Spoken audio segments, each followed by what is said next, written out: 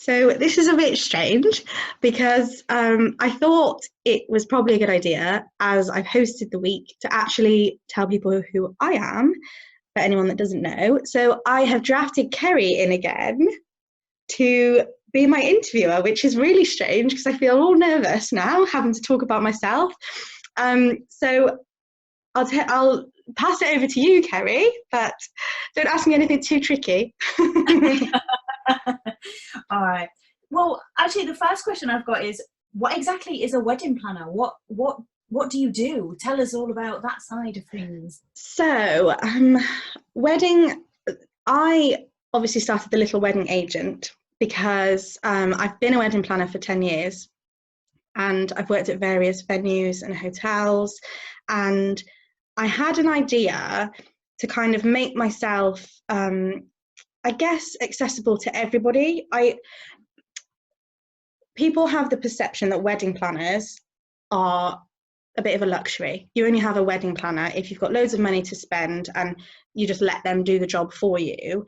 I thought I actually want to just be able to help anybody with the wedding. If they've got no idea where to start, I want to help everybody.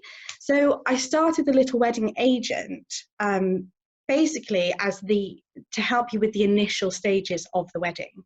So I thought if I could get a couple in, speak through their budget and basically their wish list, then I could then go away, get the suppliers that are available on their date and within their budget, and then I could give that back to them and then they can go ahead and book. So it's not sort of a full wedding package, it's more like setting people up with the right suppliers. So I just wanted to make it accessible to everybody. So that's why I started the Little Wedding Agent. And I do offer obviously wedding packages as well, because I've been a wedding planner for so long.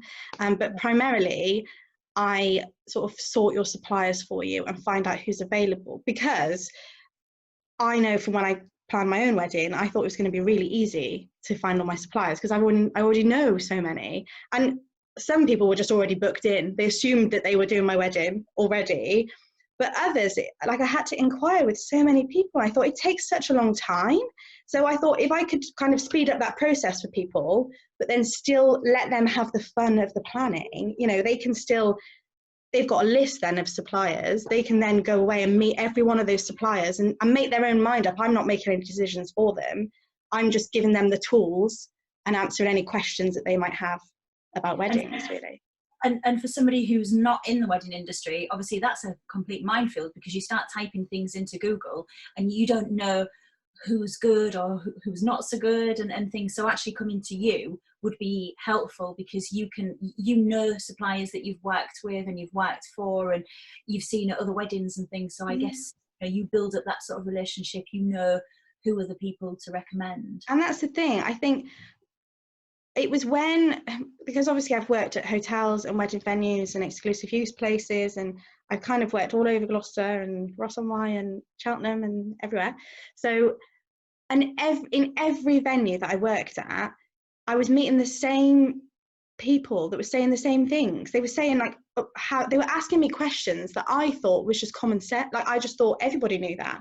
I thought actually some people just don't know about weddings. They don't even know where to start. I thought there just needs to be a service where somebody can just have a starting point. So they can just come to me and say, listen, I don't know even where to start. What do you do first? Do you book the church first?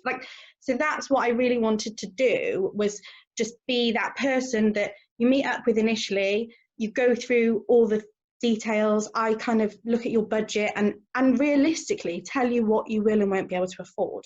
If you're saying you've got this really long wish list of everything that you want, but your budget is quite low, then I can kind of be the one that says, right, you might not be able to get this, but I've got this supplier who will be able to give you an alternative. So it's just kind of, I'm not like completely shattering your dreams if you can't afford something. I'm offering you something else. So that's what I really wanted to try and do. Yeah, no, that sounds really good, actually. So going on from that then, how would you select your suppliers? Obviously, I know there's people that you've worked with and stuff in the past, but what do you look for within your suppliers? Well, that's a lot of my suppliers obviously are people that I've just worked with for years, and it's just I've built up a relationship with them, and I know that I can trust them on a wedding because I've worked with them on a wedding. Yeah. I like to always be able to see them at work, the supplier, to actually like physically see how they do what they do, or have recommendations from other suppliers or other people I know that have worked with them. It's very easy because there's so many suppliers, and it's very easy to just sort of have a look at all these websites and think, oh, who really is offering the best service. So that's, I try and really get to know the person. I mean, obviously what this week I've been interviewing everyone, I try and get to know the person behind the business and really like get recommendations on them and make sure that there's sort of a background to their business. So that's kind of how I choose my suppliers. It's not just these are the suppliers I've always worked with and these are the only ones I'll work with. People get in touch with me all the time and say, I've seen, would I potentially be able to be one of your recommended suppliers? And I don't work with kind of an exclusive list. I know when I was working for venues, we had a list at each venue that we kind of had to use. Those were our suppliers, and that's something I kind of wanted to break away from. I wanted to be able to actually offer a range of suppliers because, I mean, you must know with what you do, if you're booked, yeah, you need to find another magician. So if I only had one magician, then where would they go? So yeah, I just try and have like a broad range of everything, as much as I can, really. Or I suppose as well, if there's something new that suddenly comes up and things, you'd be in there having a look, and that's not necessarily somebody that you would have worked with for the last 5 years or whatever. It's you'd be on the ball looking at new stuff as well and seeing. Yeah, and that's the thing. Things always pop up at weddings. So there's been weddings that I've worked on, and there's been someone doing something there that I've not actually come across them yet, and I think, I'm interested in you, and then you get chatting, quickly grab a business card. So you meet people organically sometimes, like you're somewhere for something else, and they say, oh, this is what I do, and you can kind of meet them that way. So there's loads of different avenues, there's loads of different ways that you can meet new suppliers, and like I said, some of them, I've done this for 10 years and there's still some suppliers that I meet and they say, oh, I've been doing this for 10 years. I think, how have we never bumped into each other? Because there's just so many weddings and there's so much going on that we just haven't crossed paths. So yeah, I'm always kind of meeting new people, and that's really nice. Oh, that's good. Yeah. So with the packages, you talked about there's different packages that you offer. So can you go a little bit more into detail? Like, do you do like an on the day thing, or what's... Yeah. So there are some people that they want more than just the bit at the beginning.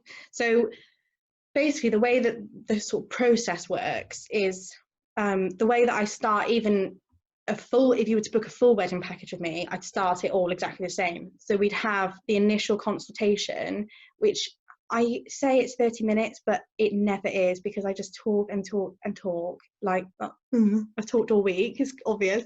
I just talk, so it's usually like hours.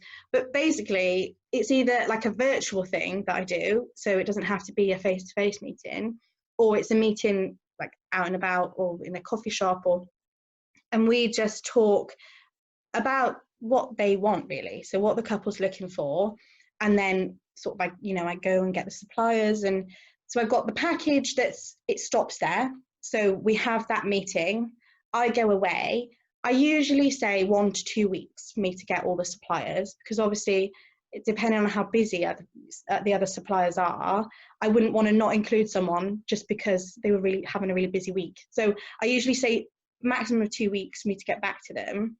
Then we'd either meet up again, or I email over a PDF with all of the categories of suppliers and the suppliers that are available, and also the prices of each of them and the contact details. So some people, they just stop there and then, they've got all the information that they need. I can do obviously the full wedding planning packages as well. So if you want me there on the day, if you want me there to support you all the way up to the day, I can do it. So I've kind of got like 3 tiers of packages. I've got the planning package, which is the first one. Then I've got the full wedding planning package, and then I've got the on the day as well. Right. And I put a little question out on my social media for people to ask some questions, and a couple of people came in, and one of them was funny, and I thought, I need to ask you this. What's the strangest theme or the strangest thing that you've either ever been asked for or that you've come across at a wedding? And I must admit, when I read this, I was like, I wish I'd have thought of this question.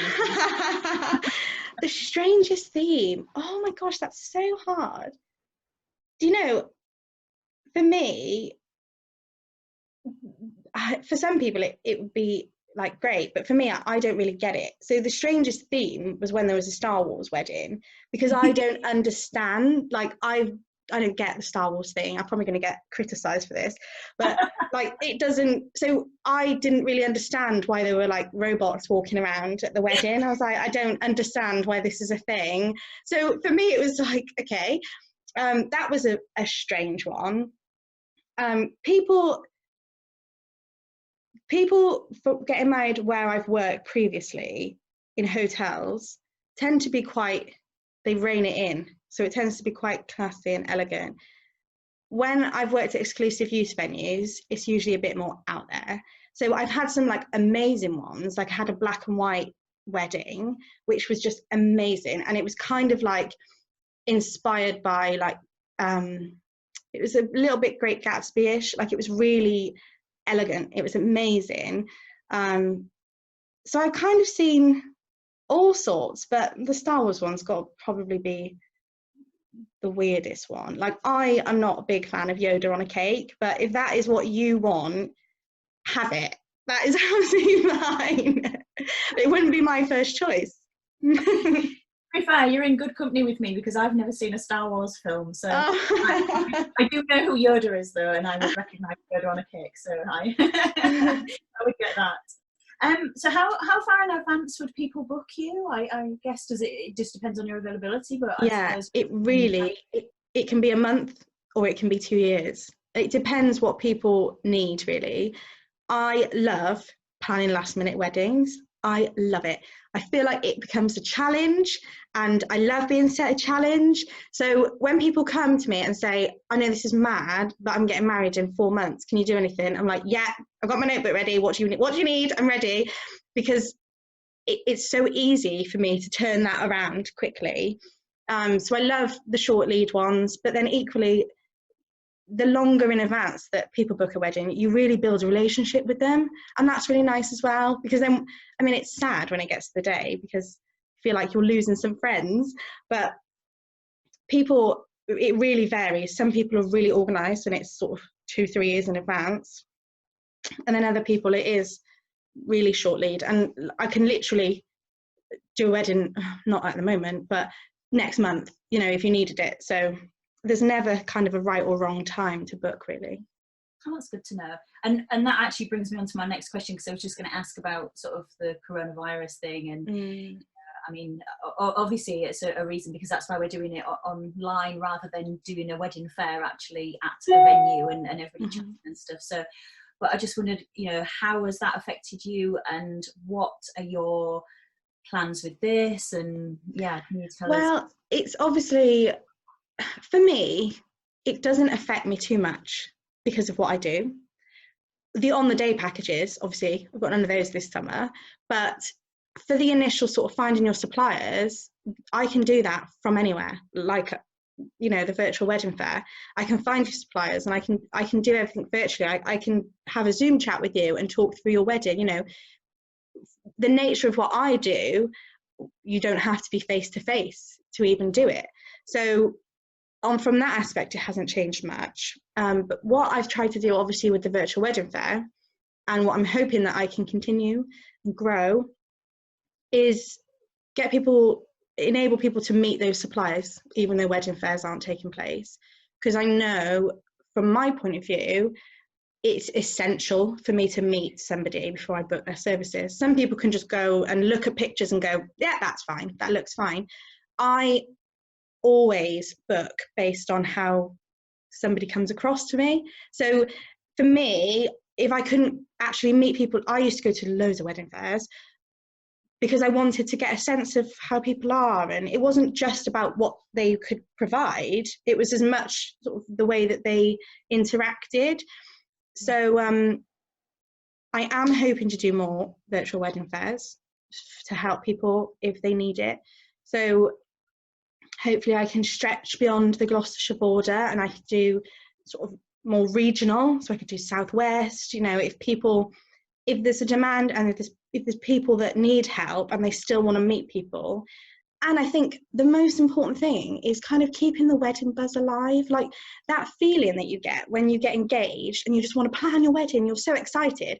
And then to be told, right, we're on lockdown, you can't go anywhere and meet any suppliers, it kind of like kills your vibe a little bit. So that's what I want to try and do, is bring back a wedding vibe, really, and just get everybody excited about weddings again and talking about weddings. It doesn't have to be all doom and gloom and, you know, weddings being rescheduled. It can be, actually, let's think about now how much more money we can save for next year, and now we can go and book that thing that we didn't think we could have. Like, it's just about, like, you know, turning everything into positives rather than being down about it. That's what I'm trying to do. The thing I get from you as well, it's just your passion for it. I mean, this is, you know, when they talk about people and they go, oh, they're a natural this or they're a natural that, this is a job that you were meant to do, isn't it? Oh, I love it. And it's passionate. Yeah, and it was such an accident when I started wedding plan, because I worked as a receptionist in a hotel when I was 18, and I applied for a job as an events coordinator, and I never dreamed I'd get it because I was 18 and I'd only ever worked as a receptionist. And when I met the general manager, he offered me the job and he said, I wanted to give you a chance because you were really passionate about what you went in your interview, really passionate. And then after like a year, I then went into weddings, and then obviously I've been doing that for 10 years ever since, because once I was into weddings, it is like, I just love it. I love talking about weddings. Like, anybody can just talk to me for hours about weddings. I love it. So that's why these virtual wedding fairs are perfect for me, because I can speak to loads of different suppliers about how they love weddings as well. So if anybody, so I know you were saying about doing wedding fairs, you know, and doing these virtual wedding fairs sort of, well, all across the UK, really. I mean, you know, you can do that, and that's brilliant. So how would, as a supplier or as somebody that wants to book your services, how would we get in touch with you? How do we book you? What do we do? So you can obviously find me on my Facebook. If anyone's watching us on Facebook, you've found me already. Well done. You can go on my website. So there's a page on my website for this virtual wedding fair. Right. And on there is a contact form for any suppliers. It doesn't matter where you're on the UK, because I'm kind of trying to see which regions would be interested and then potentially maybe spread it out somewhere else. So there's a contact form on my website for any suppliers that are interested. And obviously loads of information about me and what I do and the packages that I offer. So I'm on Instagram, I'm on Facebook, I'm on Twitter, I'm everywhere. So you can usually, if you search for the Little Wedding Agent, you'll find me somewhere. And is it just weddings that you book, or do you do other events? No, everything.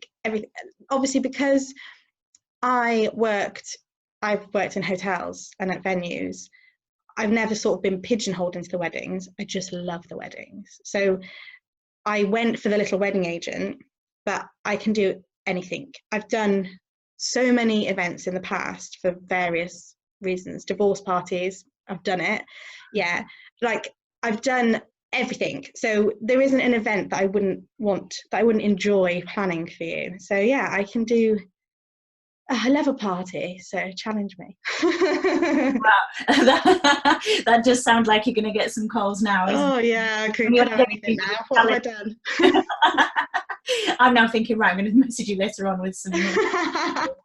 But that was amazing. I mean, I think we've covered pretty much everything. Yeah, I'm going to have to get on to Matt. Look, I'm late for Matt Major now, and he's going to be absolutely fuming. But my next interview he's probably my longest running supplier. So hopefully, Matt, if you're watching, you'll let me off. And tell him I'm sorry as well. You give me a break. Yeah, it's Carrie's fault. Yeah, she was the one asking me questions. Well, thank you very much. It was really nice to just be able to talk a little bit about what I do, really, because I don't think I really talk about it enough. So No, it was Thank you. Thanks for joining me. And obviously, if you want to book Kerry, she's a fantastic magician, then check her out. And interviewer. And interviewer now. Thank you. Thank you very much, Kerry. Take care. Bye. Bye.